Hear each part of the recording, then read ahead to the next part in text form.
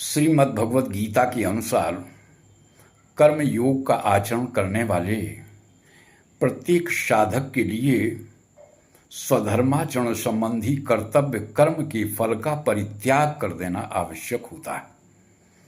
इसका मतलब यह हुआ कि कर्म तो करो, लेकिन फल को त्याग दो, फल को छोड़ दो।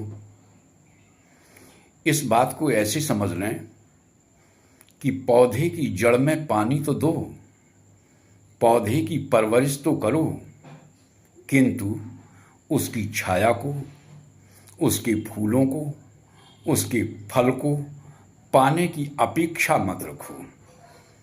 यही स्वधर्माचरण संबंधी कर्मयोग है। कर्मयोग का मतलब यह नहीं होता कि तुम कर्म करते रहो।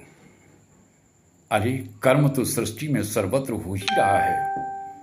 स्वधर्माचरण संबंधी कर्मयोग कोरा कर्म नहीं होता, बल्कि उस कर्म को भली भांति करते हुए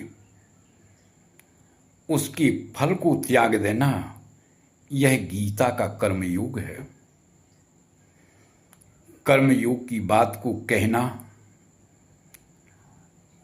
या समझना जितना सरल प्रतीत होता है, उसका आचरण उतना ही कठिन है। निष्कर्ष की बात यह है कि किसी भी कर्म के संपादन में जो प्रेरक शक्ति होती है, वह मूलतः उसका फल ही होता है।